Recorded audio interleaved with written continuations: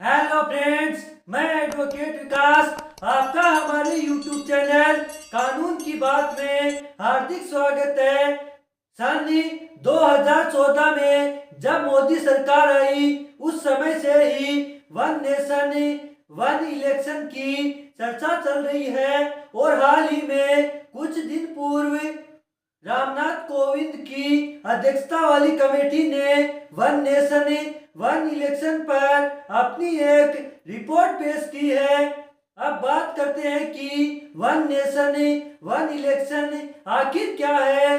दोस्तों, इस पॉलिसी का कुछ लोगों द्वारा समर्थन किया जा रहा है तो दूसरी तरफ कुछ लोगों द्वारा इस पॉलिसी का विरोध भी किया जा रहा है। सन 2014 में जब केंद्र में मोदी सरकार आई उस समय मोदी सरकार ने एक देश एक चुनाव की चर्चा को काफी महत्व दिया था। दोस्तों, सन 2015 में लॉ कमीशन ने वन नेशन वन इलेक्शन पर अपनी एक रिपोर्ट पेश की थी। उस रिपोर्ट में लॉ कमीशन ने कहा कि यदि लोकसभा और राज्यसभा के चुनाव एक साथ करवाए जाते हैं तो उससे करोड़ों रुपए का फायदा होगा और साथ ही बार बार आचार संहिता लगाए जाने से देश के कई महत्वपूर्ण कार्य रुक जाते हैं। दोस्तों, यदि आप हमारे चैनल पर नए हैं तो वीडियो को लाइक करें और चैनल को सब्सक्राइब करें।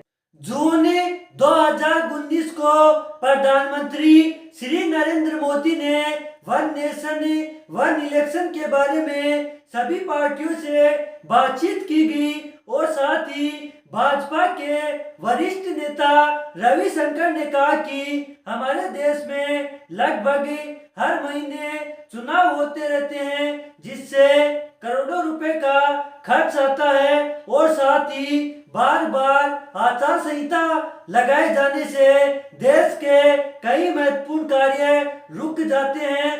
लेकिन कई पार्टियों द्वारा वन नेशन वन इलेक्शन का विरोध किया गया और साथ ही सितंबर 2023 को केंद्र सरकार ने वन नेशन वन इलेक्शन के लिए एक कमेटी का गठन किया और इस कमेटी का अध्यक्ष पूर्व राष्ट्रपति श्री रामनाथ कोविंद को बनाया गया और इस कमेटी में कुल 6 सदस्य थे। फिर इस कमेटी ने अपनी एक रिपोर्ट पेश की।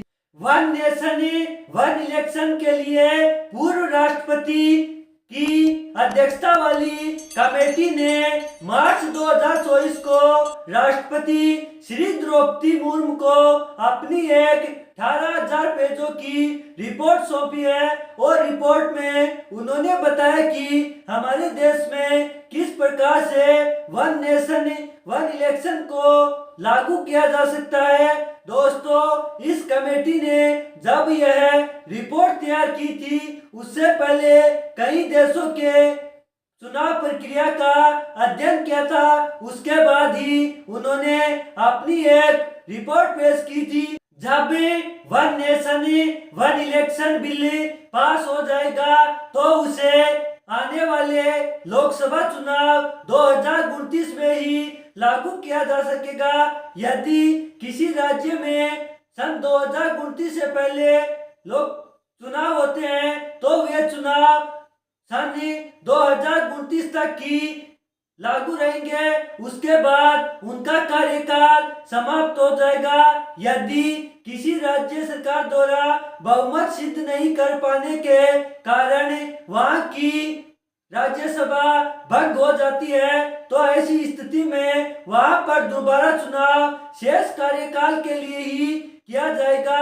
रिपोर्ट में कहा गया है कि प्रथम फेज में लोकसभा और राज्यसभा के चुनाव कराए जाने चाहिए और उसके 100 दिन के भीतर सेकंड फेज में लोकल चुनाव कराए जाने चाहिए। कमेटी ने सुझाव दिया कि पूरे देश में एक साथ चुनाव कराने से पहले उपकरणों और सुरक्षा की एडवांस प्लानिंग करनी होगी ताकि पूरे देश में यदि एक साथ चुनाव कराया जाए तो किसी भी समस्या का सामना नहीं करना पड़े।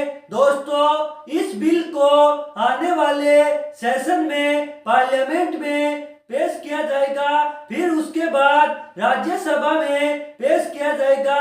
जब यह बिल लोकसभा और राज्यसभा से पास हो जाएगा, फिर यह बिल राष्ट्रपति के पास जाएगा। जब यह बिल राष्ट्रपति के पास स्वीकृत कर लिया जाता है, उसके बाद वन नेशन वन इलेक्शन की पॉलिसी को पूरे देश में लागू कर दिया जाएगा। लेकिन दोस्तों, महत्वपूर्ण बात यह है कि इन सभी चुनाव के लिए एक ही वोटर लिस्ट जारी की जाएगी। दोस्तों, रोजाना ऐसे ही नए नए इंटरेस्टिंग वीडियो देखने के लिए वीडियो को लाइक करें, शेयर करें और चैनल को सब्सक्राइब करें।